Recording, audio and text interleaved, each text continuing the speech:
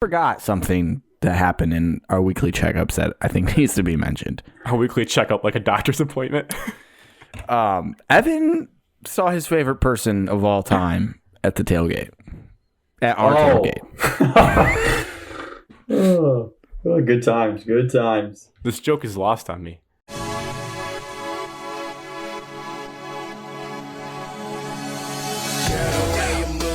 Cheers to episode 97. Episode Aiden Hutchinson. What? Episode Aiden Hutchinson. We should start doing that. He's a lion. He's a lion. We Alex. should not start doing that. He had a big sack at the end of the game, Evan. Did he? Yeah. Evan knows. He watched the game. Yes, he watches every game. I got through all of it. Whiskey and Coke. Zero sugar Coke. Good for you. Thank you. I got some tap water. You actually should be drinking the sugar Coke if you're trying to gain weight. Good way. Yeah, why are you drinking that? We don't want dirty. We're not dirty bulking. Yeah, we're dirty bulking. We just got to get to that number. It's not good for you either way, so you might as well just go with the even worse one. I just got water. Water. Tap. Aquafina. Tapioca. Dasani. Straight Pudding. tap. Straight tap, homie. We got double tap, homie, in this Beep, beep. shot of Michigan Sports episode. Shot at Michigan Sports Sunday, November 13th. What? Sunday recording. Sunday, fun That's day. right. We've done this. We've done this a few times. The fellas need to watch Michigan State, Kentucky on Tuesday, and rightfully so. It's a big game, big spot for Izzo and the boys to bounce back. So it's Sunday, November 13th at 8:13 p.m. on the East Coast. Welcome to the number one sports podcast in the state of Michigan, the Mitten State. And in the last 2 weeks of football weekends, our teams are 6-0. All we do is continue to win football games. Did we talk about hockey and basketball this past week? No. We don't worry about those sports. It's football season, and we're 6-0. How does it feel, guys? It's better than being 0-6. Feels good. Feels Great quote, good. Alex. I will not apologize for wins and just wait for the blue Kool-Aid just to be drank all week.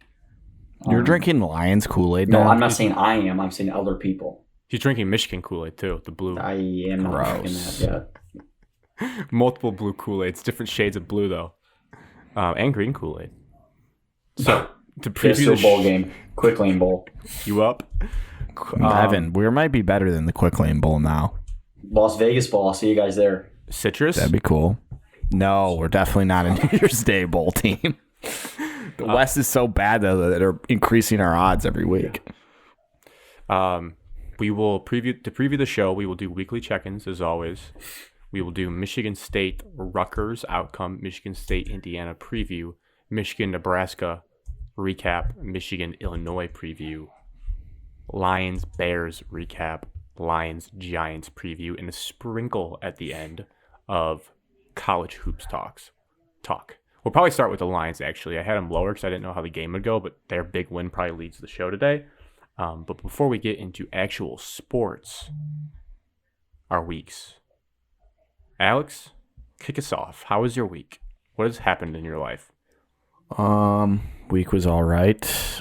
Work is busy, which hinders my social life.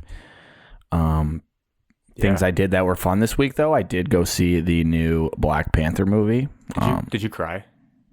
I did not. But there were some heartfelt moments about Chadwick Boseman, for sure. I heard it's really emotional. I saw multiple people say they cried. A lot of nice tribute scenes. But no, I don't cry very often, so no crying from me. However, the film itself I thought was pretty spectacular. A fantastic movie. First good Marvel movie in a bit. Really? It seems, because I thought the last few have kind of sucked. Wow. But this one was good. Wasn't super cheesy and kiddish like the other ones. So I did that on Thursday with Drew and Ben, but not Ben from this podcast we refer to all the time. Different Ben. Benny B. Benny B. Friday, just watched a basketball game. Did not go to East Lansing as I typically do. So just hung out. And then Saturday, tailgate, football game. Didn't go to the football game. I haven't went to the football game, but tailgated. Good time for the most part. And then I went home. And then Sunday, today, I didn't meet him, but I saw the famous John Keating at B-Dubs. Shout out drinking John a Keating. nice cold beer. Good for that guy. Did you slip him your Shout Out Michigan Sports business card to ask him to come on the show? No, I didn't do that. Okay. I have to make my business cards first. Perfect. But yeah, so pretty boring week, I guess. I didn't do a whole lot. Who went to Sounds B-Dubs? like you. Just me and Drew. Hell yeah. I love that for the guys. Watch some football, eat some wings, did Well, not drink. What flavors of wings? I went with Asian Zing and medium. He went with all honey barbecue. Wow. I also got mozzarella sticks. Are we talking? I was feeling it. That's probably like a $40 bill without alcohol. Yep. Because I got a bottomless Pepsi. I love that.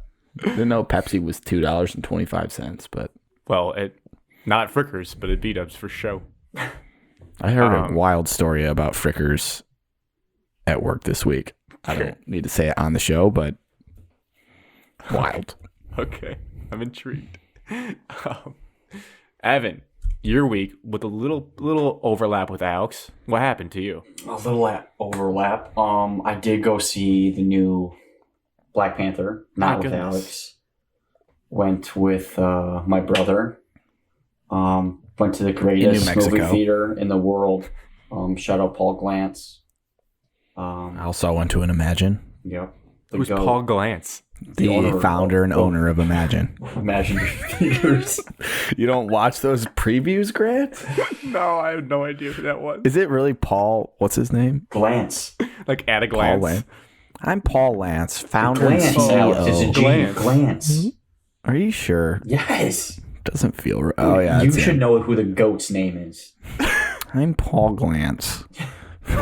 I can see that commercial as we speak. I'm looking up his net worth.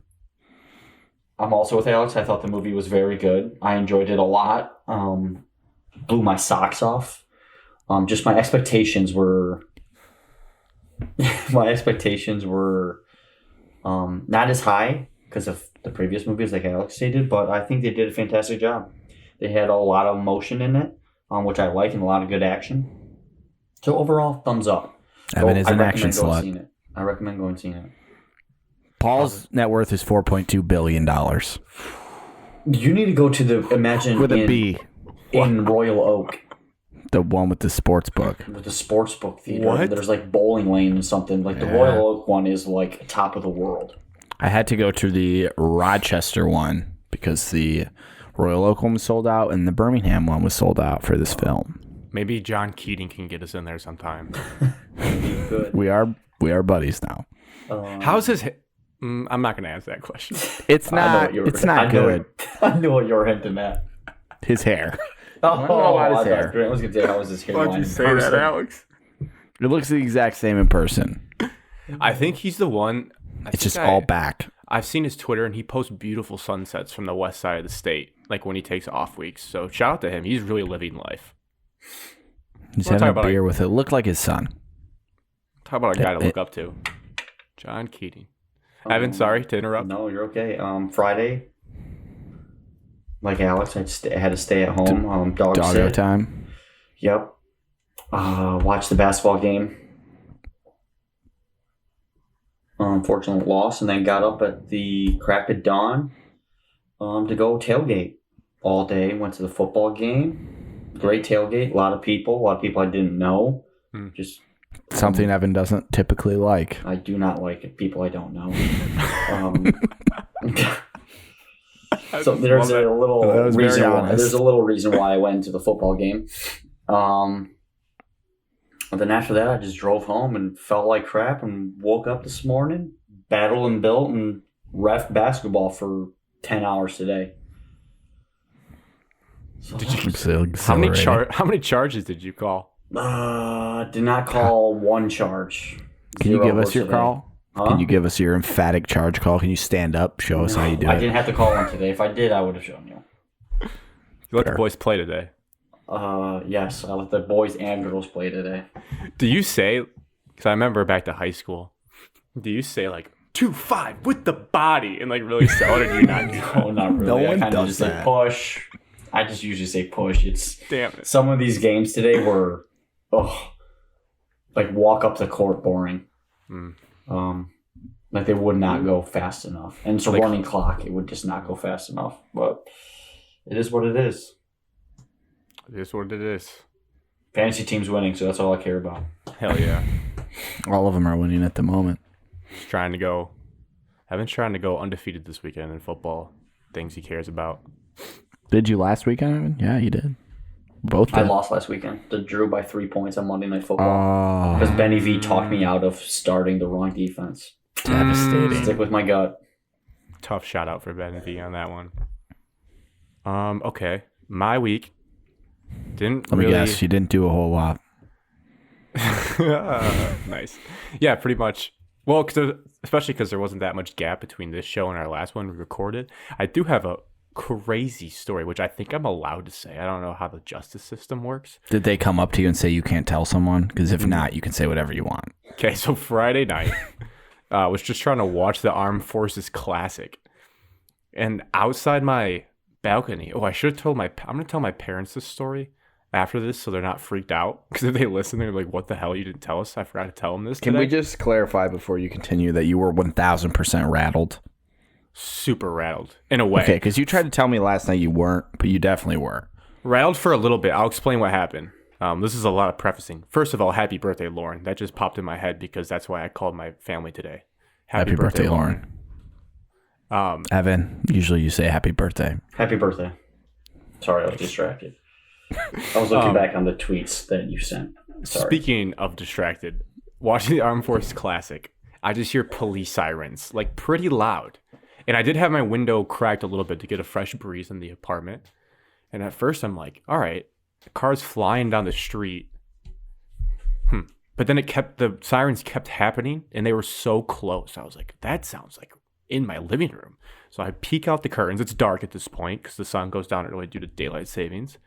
And I see like 2 cop cars in the parking lot. It's like a tough angle I'm looking out. Like, you know when you press your window up against the glass to try to like get the angle you need without going outside? That's what I was doing to try to see them.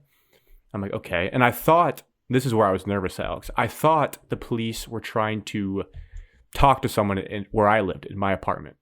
And it reminded me when I got pulled over, the one time I've ever gotten pulled over for tinted windows on the way to a baseball tournament, never forget. They pull me over and they have a very loud PA system out the top of their car that says, at me, they were like, roll down your windows, blah, blah, blah, before he came up and walked to the car because my car windows were tinted. So I was super nervous and it's loud. That was happening outside. It said, I think the guy's name was Dave, starts with a D. Ooh. I couldn't make it out. But like first name, last name, you are under arrest. Please come out of your apartment with your hands up along the apartment side of the building, like the wall. And I was like, what? Like, this guy's under arrest. Like, the video you sent of the PA was alarming. I thought it was a joke at first. It's loud and it's ringing. Yeah. I'm like, oh my God, someone is under arrest. And I thought it was in my apartment. And one thing about this apartment complex is the walls are very thin and the floors are very creaky. So instantly, a lot of commotion above me. I'm like, oh my God, is the person arrested above me? But no, I think they were just scrambling to get to their window like I was to see what was going on.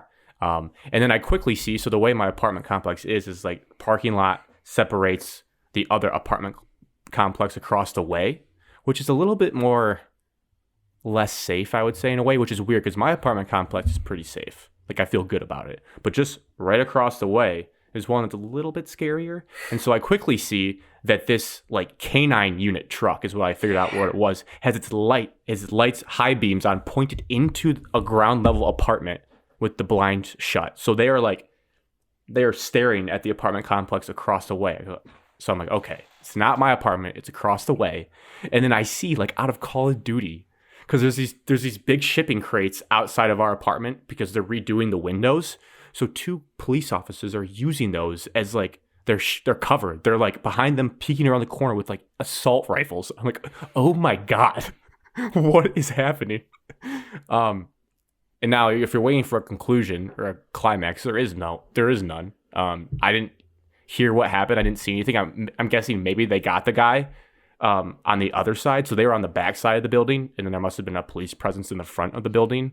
And I think they got him from that side because they kept saying, "We know you are in your apartment," over the loudspeaker. Like, they've done their due diligence. They know this guy is there. I did see one guy like sprinting down the steps of the apartment with the lights on, and I wanted to like yell out the window, "Hey, I just saw a guy run," but I figured I'd just stay out of it. They'll figure it out. So hopefully they got the guy. I have no idea what it was about. That was crazy. Then went back to the Armed Forces Classic. And then my only last thing is meal prep situation. I know that's become a storyline. Just want to give people what's on the table this week. Probably won't be cooking tonight because of how busy today was, but I got 2 pounds of 93% lean ground beef from the butcher's counter to cook up with I'm going to alternate between pasta and rice to freshen it up. I can get behind that. Well, that's way less psycho than pork chops. So that's a little more normal. Yeah, our listener Sam that you guys met said pork chops is one of the worst foods to meal prep, and I didn't want to ask him why because I didn't want to know. But everyone knows that. And then my very last thing is hot seat me in future Grant, because I promised listener Cody with a K that I would make a hype video for the Michigan-Ohio State game if they went in undefeated, and it looks like they're going to. And I really didn't want to make a hype video because of the work that goes into it, but I'm a man of my word, so I found the music for that, and that process has started. But it probably won't get done until the night before. As it should, as it always does. Thankful Michigan State, it sucks. I didn't have to do that. I'm still waiting on your Michigan basketball preseason hype video, Alex, actually. Michigan basketball preseason hype video. Michigan State preseason. See, the season started. It doesn't really make sense at this point. 2-minute highlight. Maybe a Big Ten 2-minute highlight cut up. 2-minute cut of AJ Hogarth's best handles. It'll be all AJ. with a or a Joey Hauser low light reel. Speaking of receipts, if you guys ever want to have fun at night, just type in Hauser in the search bar of iMessage, and I'm sure it comes up with a lot of things. The most outlandish takes going back like 3 years now. It's insane. He's a controversial player. Yeah, the most polarizing player I think in our friend group's history. No, that's got to be Chet. Well, he's a bum, so Chet, Patrick. No, I think the book's out on Chet. I think we all know, like, he's just Patrick. Maybe some bad stuff about Patrick. Okay, Lions at the Bears, 31-30. That was the final score, right? Yep. Yes. A gritty win. Dan Campbell's first road win as a Lions head coach. First ever in his history.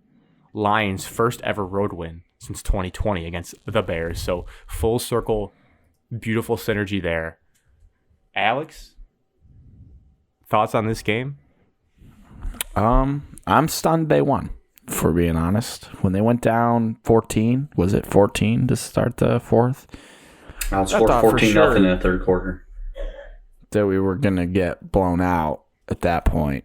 Throwing the towel, quit, garbage. So, one word, resilient. Resilient bunch today. Good one. Thanks. One word for me, Okudah. That's my one word from this game. Just keeps bouncing back from good and bad. Well, but great today. Amazing. But bad today. Last week. but amazing today. Not bad last week, just not best. pretty horrendous. Evan, I know you are still writing down your notes from digesting this game 3 times over. What are your thoughts from this Lions-Bears showdown today? Like I said earlier, we're drinking the Kool-Aid. Good to see we outscored them 21-6 in the fourth quarter. It's usually the other way around. Thanks to Jeff. It's a jarring number. Jeff had one tackle on the day. But he did have the pick 6. Saved his energy for where it mattered. Hutchinson, 8 tackles, second on the team. 8 tackles. Other than that, we finally targeted him on her like we should have been like the last 3 weeks. He actually got 11 targets. I know he's coming off an ankle injury, probably wasn't 100%. But anytime you can get that man the ball the more times, it just benefits your offense. I think he had 7 catches on the first drive. 100. He had 113 passer rating. That's what I said. Goff was sharp today, and no one wants to give him credit. Only 7 incompletions. I think he ended well. I think for a while Started there, well too. did he? The first drive, Did you we watch? kicked a Did you field guys goal. either of you watch this game? Not in full. A lot going on today. Yes, he was Not at sharp all. to start the Lot game. going on today. What I did like that I talked about in a previous show, we had 31 rushing attempts and only 26 passing attempts. That is Detroit Lions football under Dan Campbell, and that is what is going to propel this team to victories. It does feel like a really good win in the sense that like Aaron Glenn, you've seen in Hard Knocks, talking about how at some point we just need to become a team that expects to win, and you just find ways to win these weird games. This felt, combined with last week, these are two games where in previous years they lose and it's SOL. Like the Packers, they give up a touchdown to Aaron Rodgers. That's what they would have done. And today they would not have made a drive to go down the field and score, but they found a way.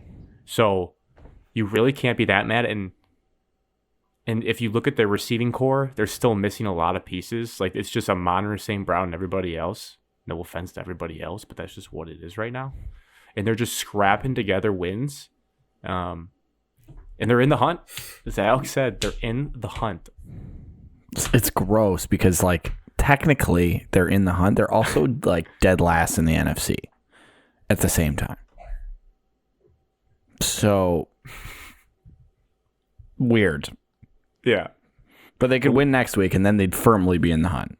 But look, it's this was week 10. We've already played our bye, so we have at least We played our bye, yes. we already had our bye. Do we have does that quick math? We have 7 games left. Then we play all 7 weeks that are left. We're what, 3-6?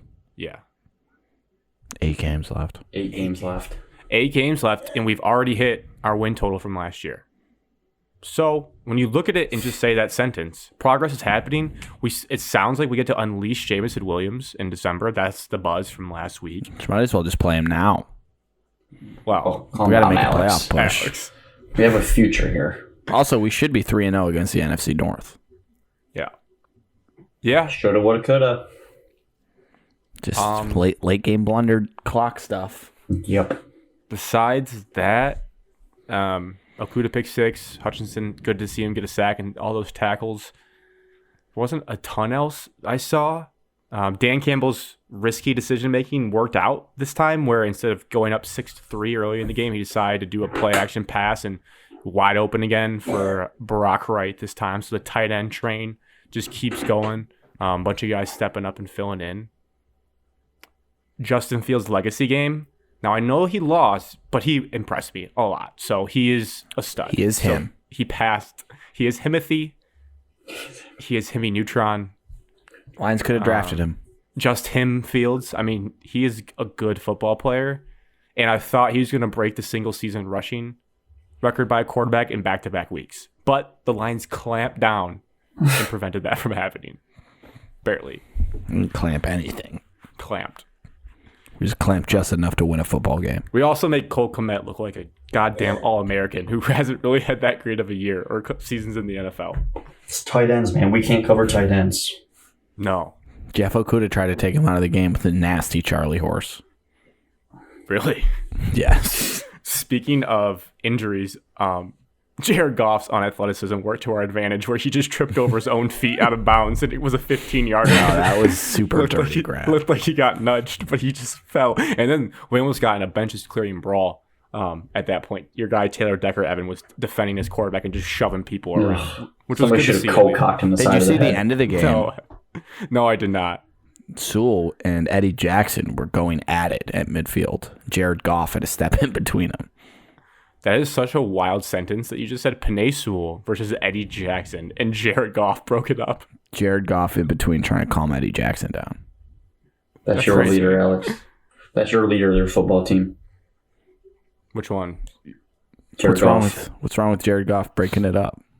Just a little weird. We forgot something that happened in our weekly checkups that I think needs to be mentioned. A weekly checkup, like a doctor's appointment. Evan saw his favorite person of all time at the tailgate. At our tailgate. Oh, good times. Good times. This joke is lost on me. The Johnny the Spirit. biggest scumbag you'll ever meet in your life was at our tailgate, and I just started bashing him. Evan's like, go get arrested at the Rose Bowl again. He's like, I never was arrested. I had a field pass. To his face. And I was like, that's not what the picture said. And he rode off on his stupid bicycle. I love Evan. It's kind of sweet that you didn't cower down. Like you stood up. Evan didn't cower at all. He was like 10 yards to the left of us, not even looking at us, and I just started jawing at him. Like, you think I have like a approach people attitude? Evan was all over that. I didn't have to say a single word. With a firing passion. And then he's like, oh, no need to get so hostile. And then that's when I threw the line of go get arrested at the Rose Bowl again. He was in like, I think, a Snapchat later on in the night lurking around. He was at the Land Shark. He walks into bars late at night thinking he can just like pump up the crowd. And everyone wants to see I've seen him take the mic at Rick's before and start singing the fight song. Everybody terrible. Pounds on the mic and oh my god, he sucks. I wonder what he does for his career. I don't know, man. Wow, Evan. That might just have to be a bleep just to protect you, Evan. I was thinking like how bad those striped pants have to smell. Ew, dude. He used to paint his shirt when he was younger because he was skinnier. Now he's a fat slob, and so he has to wear a shirt to cover it all up. He wears like an Under Armour long sleeve. Wow. Yeah, I thought that was noteworthy. Yeah, this is very noteworthy. I'm glad you guys swatted him away. Lions, Giants, there's probably not a spread out for this game. Do we want to play guess the spread? Let's just guess the spread. What's it going to be? Where is it? It's in East Rutherford. Bad turf out there, Giants, 6.5. I'm going to go, Giants, 4.5. I will go 6.5, like Evan said, because they won again today. But it was against the Texans. 7-2. They're Giants. They win every game by 3 points. Yeah. This is a bad combo. It's got to be like stop Saquon, and that would be it, right? Pretty much. And Daniel Jones is a little mobile, so also bad for us. Yeah. Oh, there already is a spread out on DraftKings. 8.5. Am I reading this right? You are not reading that right according to DraftKings. Alex does have problems with spreads. We know this. I'm on Giants FanDuel's 4. Currently. Yeah, FanDuel's -4. Okay, so they're close. They're buying in on the Lions comeback. So technically, Grant, if it's my logic, we already give 3 points to the home team. So 4 points. It's really a 1-point spread if we were at neutral site. It's a pick 'em. It's a pick 'em.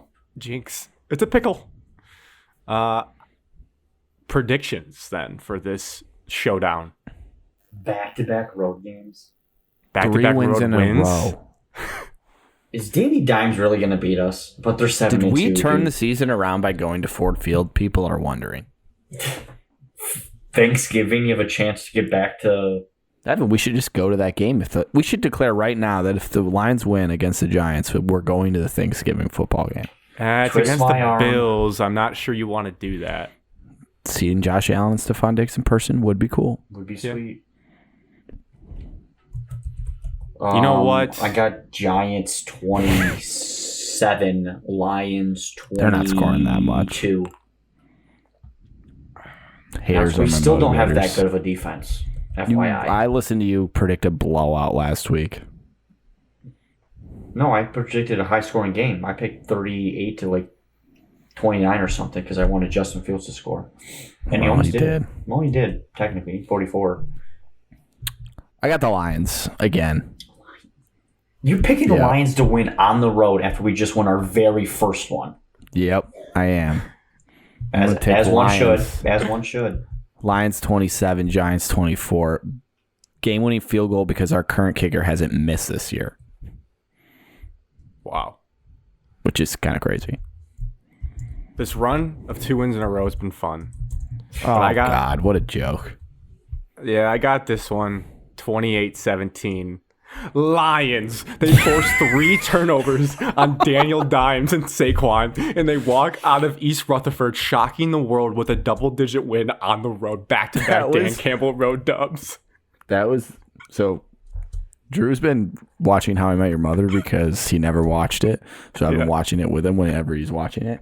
That was the most Barney Stinson line I think you've ever pulled. You sounded exactly the same as him right there. The 2 wins. The 3 wins.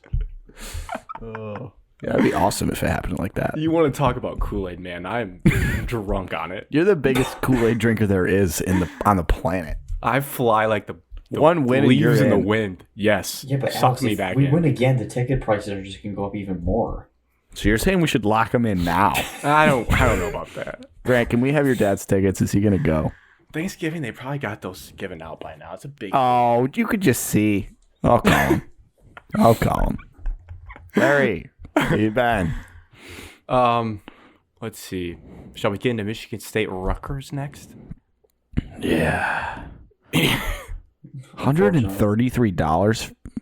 It is insane how these Lions fans just still are so dedicated for garbage product. Well, we're in the hunt. Watch your mouth. We're about to be 4-6. I mean, I'm talking like obstructed view tickets are $133. Ford Well, Field's it's a good dream. Ford Field's a magical place. Gers. Michigan State 27, Rutgers Backdoor 21. Backdoor cover on a Hail Mary, 4th and 29. Evan, we will kick it to you, who was in attendance for this game. For half Don't throw of him this under the game. bus, Alex. For half of this game. I watched respected all your of it. reasoning. I watched all of it. Alex, how many seconds did you actually watch of this game? Alex told me Several. 0. Several. As in probably He lied to my 58 face seconds then. he watched of it. I saw 2 of our touchdowns. Okay. Evan, what were your takeaways coming out of this game? The Spartans? Takeaway. It still feels like we're too pass happy. At one point, Berger was averaging like 6.6 yards per carry, and then we were still throwing the ball 3 out of like the 4 downs that we had. I feel like you should have fed him more until they were able to stop him, and then other than that, just the inconsistency still on offense. Wide open receivers, drop passes, penalties. You moved the ball all right, but he had settled for field goals late in the game, and early in the game he went for it on that 4th down instead of kicking the field goal. Hunt was open. He missed him. But I think he should have thrown it to Carr underneath. You had an opportunity there. So overall, I mean, I'm not going to really put too much in it because we're 5 and 5. Sounds like we lost, Evan, based on what you're saying. No, I like to nitpick because there's still dramatic areas of improvement. I can nitpick. We all find ourselves nitpicking. So, but it is Rutgers. I hate to see him backdoor cover. I thought I always pronounce his name wrong. Shiano. Nope, I don't care about Shiano. Are you kidding me? I can say his name. Aaron Creme Brulee. Yep. Brulee. There you go. He should have been playing from day one. He flies around the field. He's just a talented, veteran, experienced linebacker. And it kind of he's just a plug and play guy where we're not really missing the guys that are suspended. Wow. You kind of forget people are suspended, honestly. Secondary's playing decent. They're playing a little bit better. I think it helps that we're playing more run-happy teams. But overall, I'm pretty pleased. We made some long field goals, which is a pleasant surprise. I know I hate them because I'd rather score doubled our touchdowns in the field red zone. goals this game. But pleasant surprise. Stunning field goals, I would say. Also, it was tough, speaking of secondary play, to see my guy Kendall Burst get truck sticked on the first play of the game, but he bounced Kendall back. had a bad game. He bounced back nicely and was second on the team in tackles, I believe. He had a lot of missed tackles as well. It's okay. This is his worst game as a starter, but I am not worried about him. To Evan's point real quick before you go, Alex, I did look. So on the surface level, you would see that Michigan State threw 35 times and ran 35 times, so balanced. But to Evan's point, you were running it so well where Berger was 16 for 85, 5.3 per carry and a touchdown, and Broussard was also 11 for 80, 7.3 per carry. So you had both backs averaging more than 5 yards per carry. You probably don't want to be at a 50-50 split if you're having that much success on the ground. So I think Evan's point is pretty valid there. Alex, your major takeaways from the Keep Shopping Bowl, which stays in East Lansing for the next year. Number one, as Evan always says, no apologizing for wins, even if it's ugly. I'm sorry. So We're happy to have the win. Second, I thought the run defense was not very good, and it was a little surprising based on how they had played recently against run-heavy teams, but mainly due to tackling. I need to give another shout-out to Cal Halliday, who had 20 tackles. I kind of shit on him a few weeks ago, and ever since, he's played pretty well. You woke him up. He should be thanking you. He is. He has called me to thank me. That's huge. And then offensively, similar to what you guys said, I wish they would have ran the ball more, as I did watch the full game this morning. It seemed like they passed the ball way too much. But Thorne, I thought, made some really nice throws, some not very good throws, and then some really good under pressure throws that makes you think, well, yeah, this guy can be really good. I just wish it was more consistent. But overall, I'm happy with the performance because we won. If we lost, I'd be very disappointed because Rutgers, not very good. No. It was an up and down game from Peyton Thorne, but ultimately he made enough throws where you're not going to be clamoring for a change, even though can't really ask for one now. People get bored of it. Maybe it's always exciting to see something new. Evan says new is always better. But still made enough. Doesn't want new in this situation. I only want new if it's the freshman, not the junior. No one wants Kim anymore. Everyone's moved to Hauser, I think. No, I think there's still a Kim fan base out there. Yep. Also, Daniel Barker, great game. Shout out, Daniel.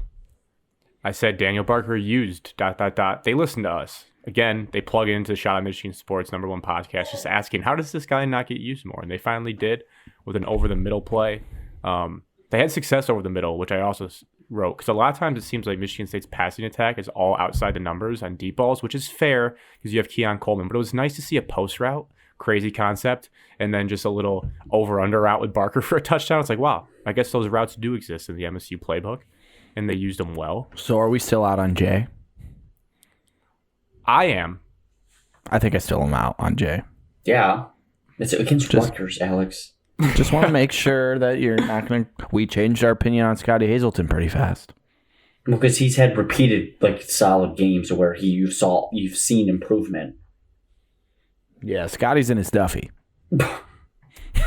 I do want to shout out the Rutgers running back. His name was Kyle Manange. That kid had some angry runs in this game. Yeah. And I know it's Rutgers. He blew over Kendall Brooks at the start of the game. Like, Jesus Christ. He finished. It was impressive. Michigan State wins when a guy goes 24 for 162 and 6.8 per carry. Still pulled out a win at the Woodshed. So credit to them for hunkering down.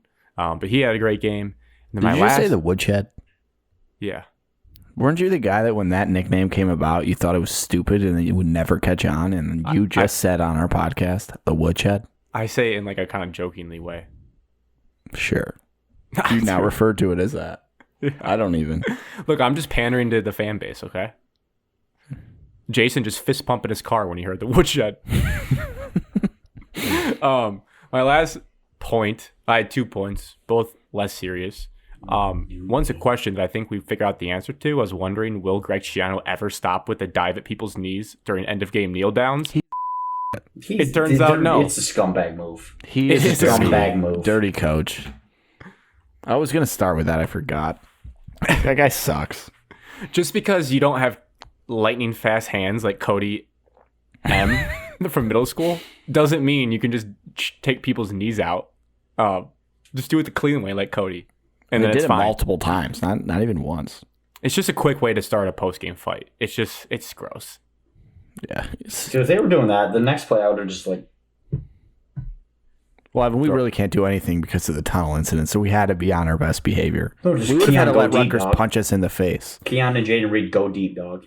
No, Evan's saying out of the field. Just throw Hail Marys. Yeah, fake knee, go deep. That would have been hilarious. Yeah. Awesome. Then just go out there and just do an Ole. Mel Tucker just do Ole Schiano and see what happens.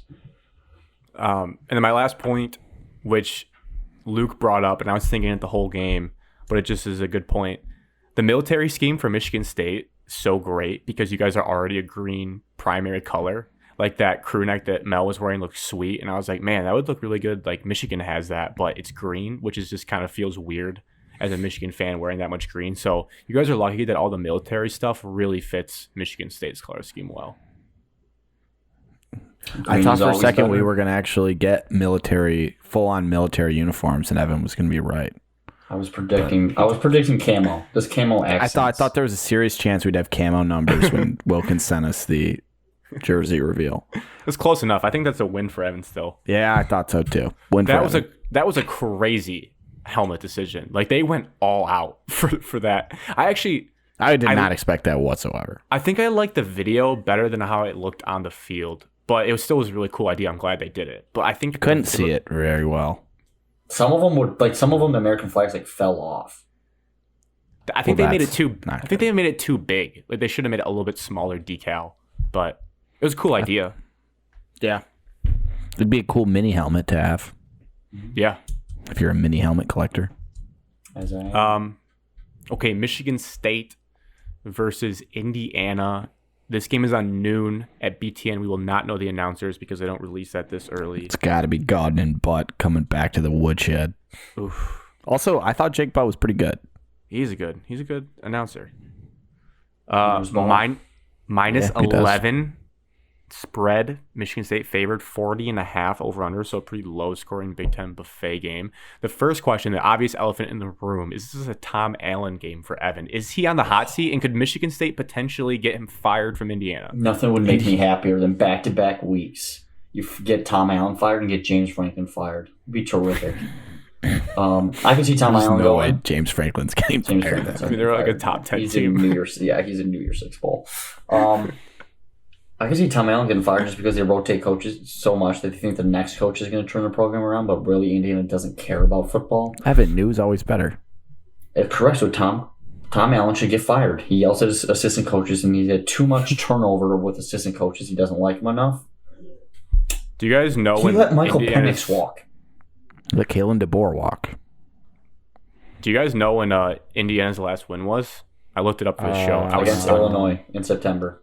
No. It'd be Western Idaho. Kentucky. Yeah, it was Western week Kentucky 3. in overtime. They haven't won since week 3. Yeah, they're terrible. I think they started the year 3-0 and then have lost every game since. I was looking earlier at their schedule. They suck bad. And they've been getting blown out the last few weeks. Yeah, I really think Kentucky they scored with a minute left to go up in that game. They might be on OT, I think. You might be on the hot seat. I know they were just 2020 COVID year, but it might be getting thin there in Indiana. They have one Big Ten win, and it was week 1 against Illinois that Grant said was the biggest fraud game he's ever watched. It was Illinois. It deserved to win that game from start to finish. Do you guys, with all that being said, I think I know the answer. Are there any nerves for this game? Or are you already making your bowl plans? Well, considering Evan and I are going to be in the woods, I don't think we're too concerned about the game. Okay, good start. No, yeah. If for some reason a little nervous, obviously, always. Indiana gives us problems. I think they do chuck the ball, though, all over the place nowadays. They're really shitty. I think they throw the ball on way more than they used to. They only scored 14 points against us last year or less. That was just an ugly. Oh, God, that was Big Ten football last year. They can score, I guess. Scored 33 against Maryland. They're shitty. They're really shitty. I can't be worried. I'm sorry. I can't find a way to be worried. They're that bad. I can't find a way to be worried. Rutgers beat them. Yeah, I think especially it's at home. I think it bodes if it was on the road, I'd be a little more nervous. Their defense, it's bad. It's really shitty. They're averaging giving up 34 points. I just don't think they can find anything deep. What really hurts them, I wanted to give him a plug. Everyone has those eye test guys you watch, and you're like, oh, who's that guy? He's sweet. They had a wide receiver named Cam Camper, but he tore his ACL at the end of October. He's locked in top 5 receiver. You guys played him. You're supposed to tell us if we should be worried. I mean, they played us tough for a half, but that's every team that Michigan has played this year in the Big Ten. And then they actually gave Michigan a good game. Into the third quarter was this is a joke. Well, that's because Michigan's fraudulent. Well, and Camper. I see Camper had 570 yards receiving. He's only played in 5 games this year. He's out for the year. He's still their leading receiver by over 200 yards. Yeah, he. If you guys ever get bored, just watch his highlights. He's so good and could start like as a number 1 on a lot of teams in this country. But he's out for the year, so you don't have to worry about him. So you should be fine there. I'm just bummed I don't get to see him play more because he's electric and has one of the best names in football. I know sacks count towards like your rushing yards for quarterbacks. Yeah. But Indiana's quarterback has negative 150 rushing yards this year. That's a lot of sacks. So let's feast. Let's get after them. Let's feast, baby. I didn't feel confident about this. Predictions for Michigan State Hooters. Senior day. 32 to 16. I think the Spartans blow them out. 38-10. I will go 35-16 Spartans. IU gets lucky on a couple drives. It's college football after all. Things happen. We did have disgusting backdoor cover on 4th and 29, so yeah. Honestly, we're prone to give up some garbage. It's probably too high of a total, given Vegas has it at 40.5, but I'll stand by it. Okay.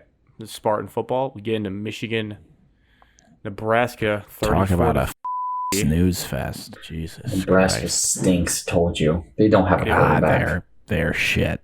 It was... JJ McCarthy didn't even have to play. You could have thrown any scrub out there just to turn around and hand the ball off. Yeah. You could have... See played JJ's Davis stats? Warren.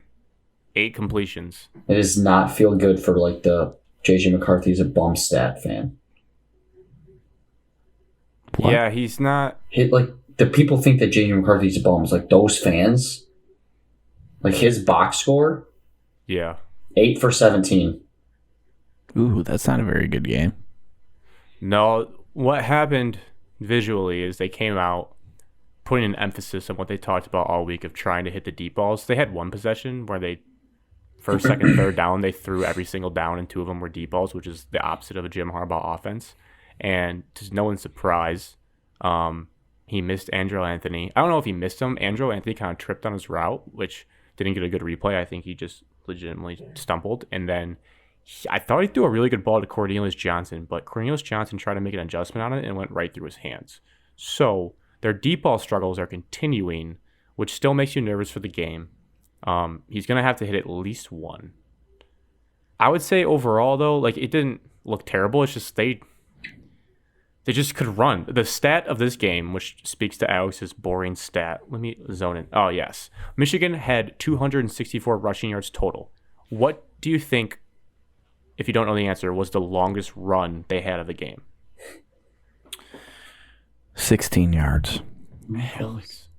I'm looking at it right now, so I know the answer. I was looking at the box score. 17 yards was the longest run. So if this was like a Floyd Mayweather boxing match, that I have to bleep out his last name, would tell us, do not buy those on pay-per-view. They're so boring. He's just a defensive fighter. He's just going to jab a guy to death. That's what Michigan did in Nebraska. There was nothing exciting about it. They just ran for 264 yards with no massive chunk plays and just murdered them. And there's really nothing Nebraska could do about it. Did you have fun watching it? Yeah, I just really like the players on the team, so I found a way to have fun. But sometimes, like, I was dozing off, looking on my computer, looking at other games going on, like, oh, yeah. Yeah, It kind of sucks when you win like that. Game was going on at the same time. Yes, I did watch that one. Yeah. But what I found another comparison, speaking of what Floyd Mayweather, this team, for hockey fans out there, is like the Barry Trotz New York Islanders, when we talked about not wanting Trotz for a head coach, because there's nothing pretty about this team. The way they play stylistically. Dumping chasers. Or just like, yeah, defense, try to win 1-0. They just suck the life out of you. It wins a lot of games, but it's just not an exciting brand. But I'm a sicko, and I've come to appreciate this style of football, so I actually enjoy it now. Like, I'm not, oh, this is gross. You're nervous about your third down efficiency. Yeah. I mean, are you just you picking stats and trying to find something wrong with Yeah, Michigan? Grant has been looking ahead to the Ohio State game. It is annoying weeks. that the only thing Grant looks at is the Ohio State game, but I mean, if I have to see one more text, thankfully I will only have to see one more text on Sunday. So, Wyatt, what do you think of Michigan and Ohio State right now? Here, Wyatt, here's a video to get you hyped for the game. Hey, so you guys think, like, rankings-wise, where should Michigan and Ohio State be, like, winner or loser? This is every week. Like, do you know you play someone else next week? Not really. I don't. It's just Ohio State. God, you're going to end up losing next week, and then that's all going to be for nothing. But even if they do lose to Illinois, it's still all about Ohio State. You win that game, you still go to Indy. Like, at this point now, it's 100% all about Ohio State. It's all that matters. It's been like that since week 3.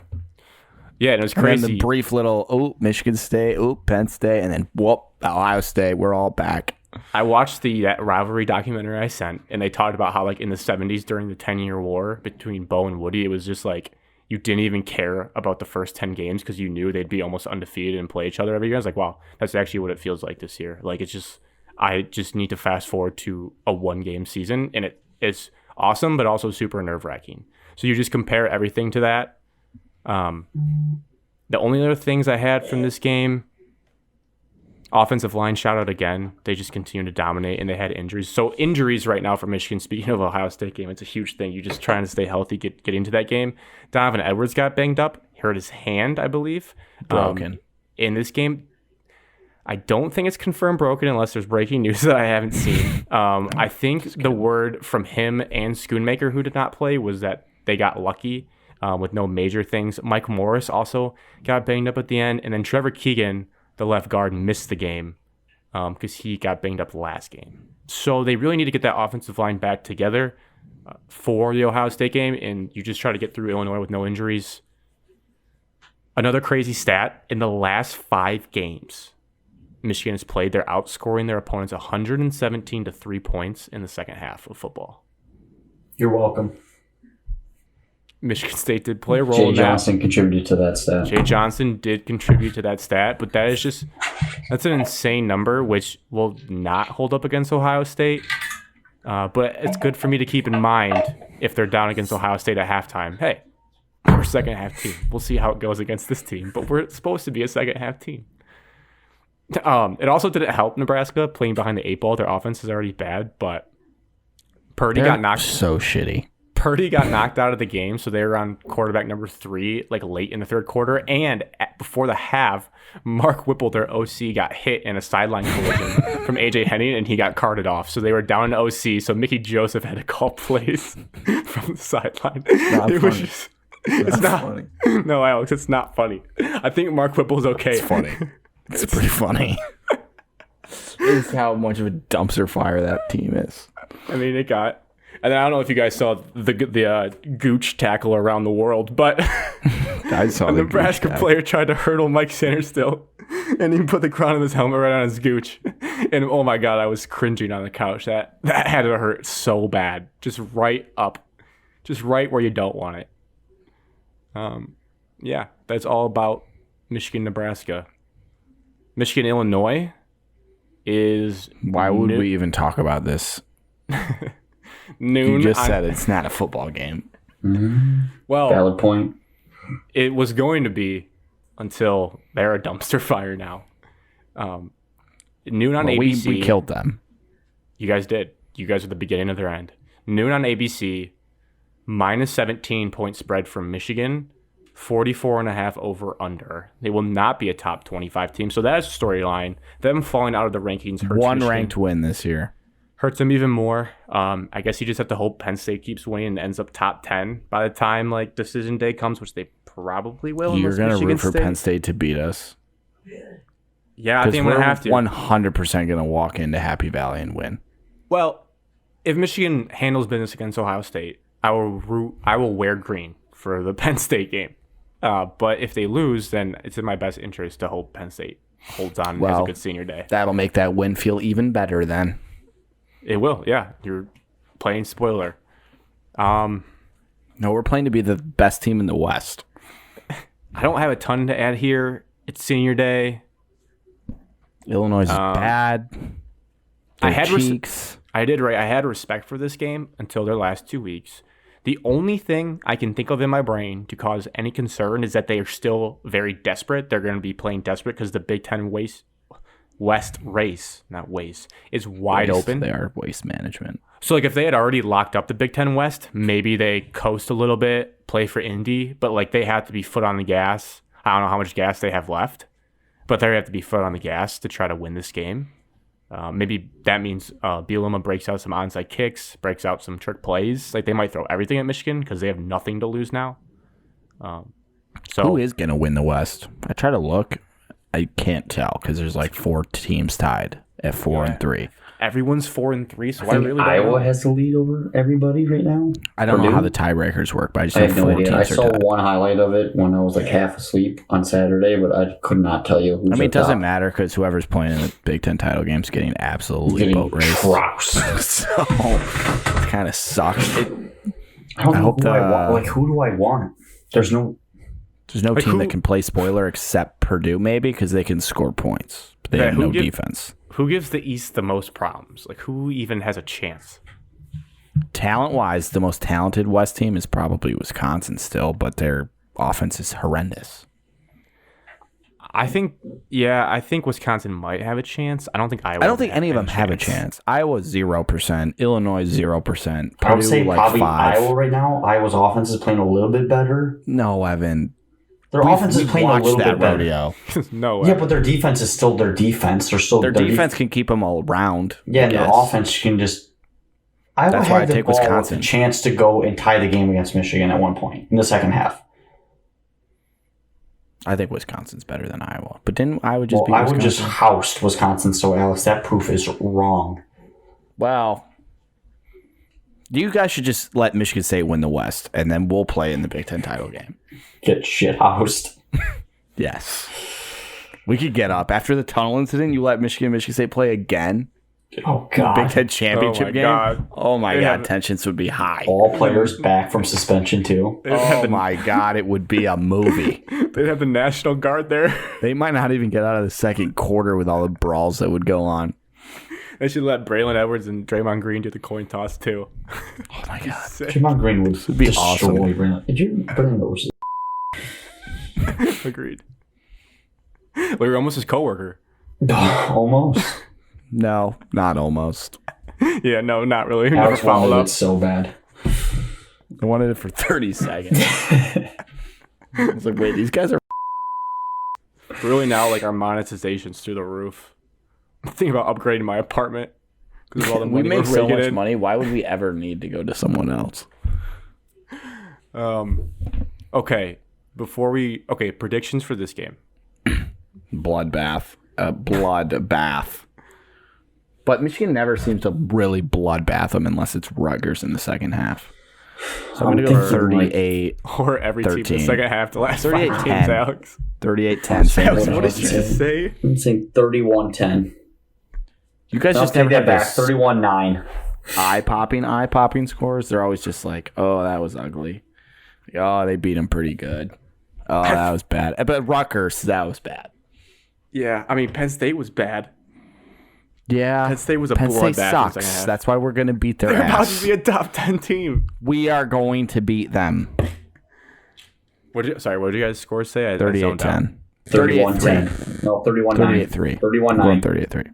I'm going to copy Evan. I'm going to say 31, but I'm going to say 7. 31-7. 0. Go 0. Shut out. I do think Michigan will score less than against Nebraska because I still think Illinois' defense can be okay. Like, they're not just going to get pushed around. I don't think. Michigan State pushed them around. And we suck. Blake Corum Heisman campaign continues. 28, 162, 5.8 yards per carry, 1 touchdown. Stat patter. Not really. He had it. I don't think he Just was talking shit, was- man. I don't think he was supposed to. I would like to say I saw Michigan fans getting mad at or making jokes about Stroud stat padding. Stat pad all you want. If your coach like wants you to be in at that point, you should throw it for touchdowns. I don't care. I am not going to get upset at teams doing that. Be sick to win a Heisman Trophy. So do everything you can to get it. But I don't think Corum was supposed to get that many carries. I think because Edwards went down, he ended up getting close to 30. You're more nervous for the Michigan Ohio State game now that like that game comes to lead to like who wins the Heisman. I don't know if it makes it. As a fan, I wouldn't be any more nervous because of It that. doesn't make it more nervous. I do have this working theory. I'm trying to make myself feel better that since Corum had a bum ankle last year, and then like it was the Hassan Haskins show. He's going to be super motivated, like to prove like he can do it against Ohio State too. I mean, he's always ready to go every game, but it gives me that extra bit of like maybe Corbin will just have a bonkers game, like a Kenneth Walker-esque game of yardage too. Because he did have a long run against Ohio State last year, but he was hobbled. He was like 75%. So I think he's going to be frothing at the mouth against them. But it'll be great. I want to try to get Wyatt on the show to preview that game, to get the inside Buckeye scoop. They also had injuries. Mayan Williams went down after a massive game. So both teams are just trying to stay healthy for the 26th. And then last college football, let's do our top 6 without the help of the playoff committee. Give your top 6 after this week of action. Georgia. All 6. Alex, they were only up by like 5 at the half. Grant. All right. Georgia, number 1. Ohio State, number 2. Michigan, number 3. TCU, 4. Because they won pretty easily. Impressive. No. But impressive win. They looked pretty good. I don't know I just wouldn't say they won easily. I said pretty easily. I caveated my easily. I wouldn't go that far. It was a sweat. Oregon lost. USC beat the worst team in America. It's hard to want to put either of those. I'll put Tennessee at 5. And I guess, am I missing someone good? I guess USC at 6. I don't know who else to put there. Yep, correct. I have 1 Georgia. You put Alabama there, Alex, I guess. I got 1 Georgia, 2 Ohio State, 3 Michigan, 4 TCU, 5 USC, 6 Tennessee. Colorado, Evan, is horrendous, and you USC have them at looks 6. bad. It's 1 spot. Chill out. They're not even in Tennessee the would playoff. murder USC. You're just biased because you like Lincoln Riley and USC. USC just has just amount of talent, same amount of talent on. Right now, who would you take, Caleb Williams or Hendon Hooker? Hooker. Caleb Williams. In a college football game right now, I would take Hendon Hooker because their receivers are better. Well, that doesn't really answer the. You're just saying because the receivers. I'm saying if the two teams lined up, I would take Hendon Hooker. I would take Caleb Williams. My 6, I believe, is the exact same as Alex's, where it's Georgia, OSU, Michigan, TCU, Tennessee, USC, and only the last 2 teams are flipped from Evan. So sounds like we're all in the right range with the 6 teams. It would be hard to have something different. What do you guys feel Alabama from text in the group? Evan, you were at work, so I don't know if you saw. What do you say, like, from likely to a real long shot of the Michigan-Ohio State loser still sneaking into the college football playoff as the 4th team? Yeah, there were some talks. I was watching. What was I watching? I was watching something yesterday. Probably Joey Galloway. I think it was Booger. And they were talking about that same situation. But that was prior to Oregon losing. Yeah. And your Bruins. And however, they already had eliminated TCU because Booger was like, yeah, this is just Texas's night. Texas is going to run away with it. Oh, cool take. Quinn Ewers stinks. He had a bad game. Saw Rico Beard saying Arch Manning's not going to start there next year. After what I saw on Saturday night, Arch Manning is starting from day 1 at Texas. Quinn Ewers might, I'm not going to say transfer again, might, I don't know what he's going to do. It's Arch Manning's job after last night. But I'm with you guys. I think it's Tennessee, I think, has a cakewalk into it unless there's like a surprise. Unless like the committee feels bad for USC if they win out. Because USC technically will have 3 ranked wins to end the year. With beating UCLA this weekend, Notre Dame, and then the Pac-12 championship will probably be Oregon. But isn't the question do we think the loser of Michigan and Ohio State will make it? But I don't think so because there's going to be I think bias. it's likely. I think there'll be bias, and it's always... Yes. I think they're going to be biased towards Michigan and Ohio State as well because those are 2 ginormous brands in college football. They've been biased towards the SEC of the entire time. And it's always been, if you lose late in the year, it penalizes you more than if you lose early in the year. Always been that way. Tennessee's gonna. Oh, they don't have to play in the SEC championship game. Yeah. No. So I think based on Tennessee's wins, LSU, Alabama, like Tennessee's just in. I think they're in. The only way they're not 100% in is if USC and TCU are both one-loss conference champions. If those two. I think the only way that Tennessee's not in is if LSU wins the SEC championship. Really? So you think Tennessee still gets in over both TCU and USC one-loss conference champions? There's an argument for them. I'm saying like doesn't for sure get in is if LSU wins the SEC championship. Yeah. If TCU wins out, then I would say that the loser of Michigan Ohio State is not getting in. Agreed. TCU's been screwed before, so yeah, I think get screwed bad in the first the Big 12 is not very good. No, it's bad. Oklahoma State, remember when they were good? They're horrendous now. But I think conference championships are such a big deal for the committee. And I think they're not. Penn State. If TCU's undefeated, though, they're in for sure. Yes. Yeah. And I think they will be. But I almost think, like, and to Evan's point of late losses matter, it's almost better if TCU's going to lose next week to Baylor and then win out, and then you look like good in your conference championship game. That has a better chance. Whereas if they lose in their conference championship game, they're probably out. I think that for both teams, USC and TCU. Well, USC has to win out. They already have one loss. I mean, there's going to be an argument that to put USC in over TCU, just based off of strength of schedule. And a one-loss Michigan. Put them in. I wouldn't put USC or TCU in over a one-loss Michigan or Ohio State. You would or wouldn't? Wouldn't. If both of those, no, I wouldn't. I would put Michigan and Ohio State loser. So you don't value conference championships, so don't even play the conference championship. Not the Pac-12. And not the... Well, you can't be biased towards certain conferences. Well, that's kind of how it works. Well, and the Big Ten's terrible this year. Big Ten sucks. Yeah, but the two teams at the top we know are good. Yeah, Georgia and you're talking about Big Ten. Michigan and Ohio State. Yeah, so they get to play their quarterfinal If TCU game. loses, they're not making it in any scenario, in my opinion. It's just like last year. Michigan and Ohio State played in the quarterfinal game. And if USC is a one-loss Pac-12 champion, I would still take Michigan or Ohio State over them. I would take the conference champion over the one loss. Assuming that the Michigan Ohio State game is close. They didn't even win their division. Yeah, they did. Yeah. No, they wouldn't win their division. No. Well, Michigan or Ohio State will not win the division. Which I think the whole division thing is just another dumb concept. Should just be the two best teams, like the Big 12 topic, does. Baby. But do I think Michigan could beat both those teams more times out of 10 on a neutral site? Yes, but I think committee would take a one-loss conference champion over a one-loss. You think they'd take a one-loss TCU over? Yeah, if they win the Big 12 championship. Oh, I do. No, if TCU loses I don't once. think so. I think TCU loses and they're done. I guess if Michigan only loses by 3, different conversation. If Michigan loses by 2 scores, TCU gets in. Because then they're like, you had your chance, Michigan, you lost. TCU won the Big 12. Who does Tennessee play to finish this year? But they play Vanderbilt, I think, as their rival of the last week. They probably play some no-name team.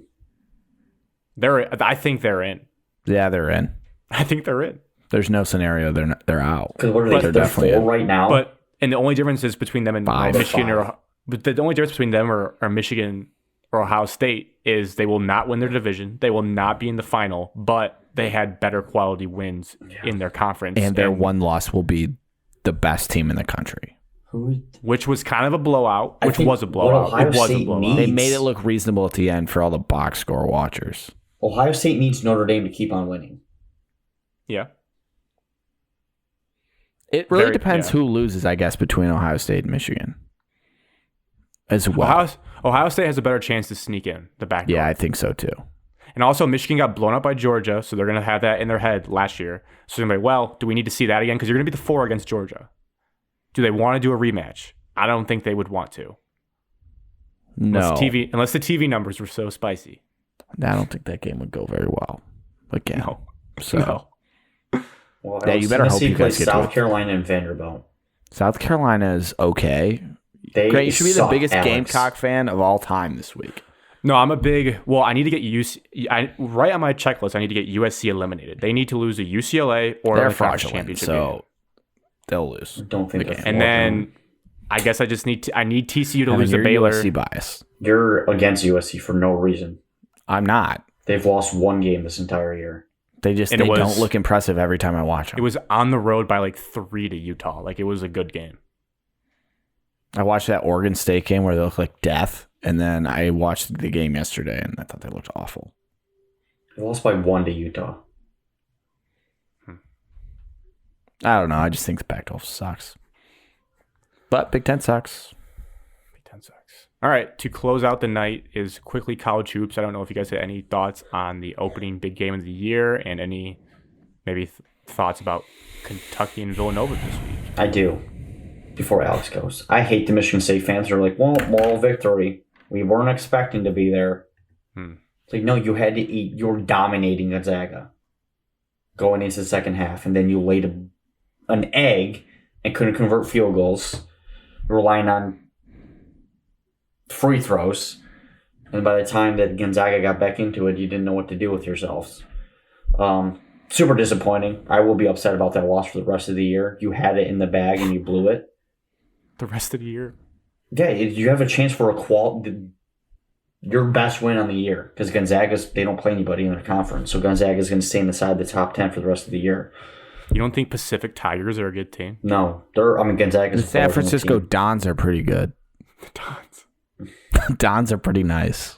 And Drew Timmy's public enemy number 1. He's such over His Hunter one-handed Dickinson. putback was nice, though.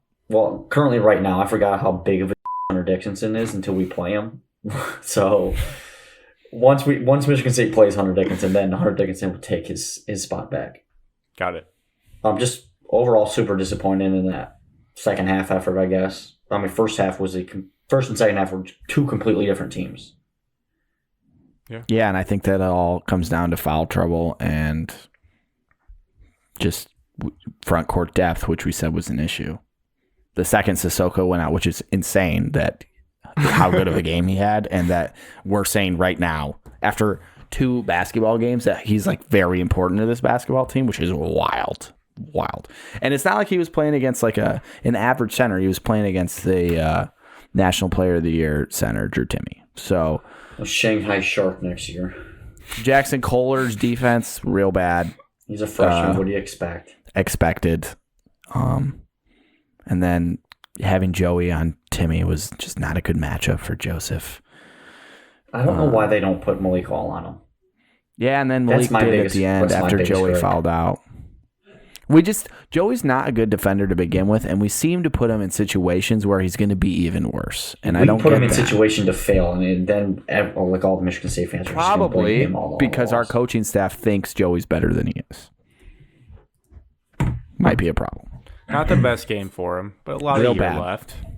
I'm sure he'll bounce back. He had a great first game against nobody, but yeah, it was a tough game. You can't have a starter go for 0 points and foul out. He did have foul trouble in the first half, so we played, 8 minutes in the first half, if that.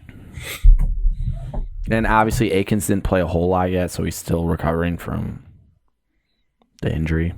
He didn't play a normal workload. I'd say he's going to play a lot more during he was the season. did not play that much in the start of the second half, which I was expecting him to come in. But I mean, he wasn't going to even be out there at the end until the foul out, and then we went 4 guards and Malik Hall at center. Which is crazy. It's college basketball. You're allowed to lose, though. So I am encouraged. I am on Evan's side, though. It's really disappointing because that was a quality tournament win to have, because we're going to be like 500 after this brutal stretch at best, and you really need to sneak one of these out.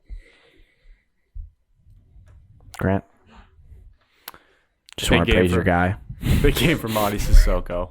I mean, the kid delivered. Do I think he's going to keep it up all year? No. I don't know. Not at that level. As a backer, as a real defender of him, I have no idea. I was just enjoying the ride as it happened. That's all you can do. And you always remember the Armed Force Classic, Matty Sissoko. Where were you? Marty, I'm sorry. If he plays like that all year, my God, he's an animal. It's safe to say if Michigan State had lured Manny Bates to their campus, they would be an ironclad Final Four team this year. That is high praise coming from you. So we're we're a backup center away. Manny Bates would start for Michigan. Okay, fine. We're 2 good centers on the team away. You're saying we have one default decent center, Matty Sissoko. It was kind of like a little deception where I just wanted to plug Butler basketball, so I threw in how great Manny Bates is in a hyperbole way. But yeah, I think getting a portal big would have helped a lot for this team after what I saw. Yeah, we're going to see that if we get in foul trouble, we're kind of effed. And Izzo teams play hard defense. Everyone knows that. They play hard was something. Defense. They were giving it all out. I haven't seen that in a while. Maybe Steve and Izzo toned down the effort on the bench. Grant, but it's his that's job, dude. That's more on me, I know. And it's tough because he's shorter than everyone, so he can sneak in front of everybody. He just looks like a little child in it. He gets like a balding little child. And it's on me. I thought he graduated last year, so I was like, I don't have to see him anymore. And then there he is again in the Armed Forces Classic. I'm like, oh God, I can't escape this kid. We have Barry Sanders' son on the bench too. Is he? Is Steven, is this his last year in the program? Gotta be, yeah. But we think he'll be a GA next to Matt McQuaid next year. I don't think he has coaching aspirations, but maybe. Though one of our walk-ons from last year I saw on the bench in the first game. Did you guys see the post game? Waking up, what was the game? Friday? Besides the guy that got arrested across the way, number 2 who I would not want to be waking up on Saturday morning was Carson Cooper. My God. Kid got absolutely torched by Tom Izzo in the post game. I don't know if Alex even read the blog post. It was just like indirect shots. It's like, yeah, we had no one else to play, basically, and all that. Is that what you're saying? Well, I don't know if... Makes me think you didn't watch the video I sent, try to lob you an alley-oop, but a reporter said, did we think we'd see Carson Cooper? Oh, they asked directly about Tom him? Izzo said, no, don't ask about him. Some freshmen need to learn how to act. He had a bad morning for Carson Cooper. Called out this kid to the nth degree, just saying he needs to wake up. So I don't know if he overslept his alarm or what, but Tom almost snapped. And it wasn't mad at the reporter, but he took it out on the reporter. He's like, no, do not ask about Carson Cooper. Some freshmen need to grow up. And I was like, I mean, he did reclass, so I think he's younger than everyone else. That kid is going to be puking in a trash can this whole week because that was insane. I did not watch that video. I've never seen him just say this kid is cheeks. You got to watch it after this is done recording. That is aggressive, Tom. Tom did look fiery on during that game. He was pissed all game long. Well, it was funny, like the dynamic in the post game. He was just like, "Yeah, it was a beautiful night. Like, love this experience for our guys." He's like, "But that Carson Cooper, man," just like snapped. And then on the other side of the state, Amani Bates almost took down the Michigan Wolverines in LCA. Kid was in his absolute bag. Had in his 30 plus points on efficient scoring. Like he did do dumb Amani Bates stuff, but he was really good. I watched his first half highlights right before I went to bed.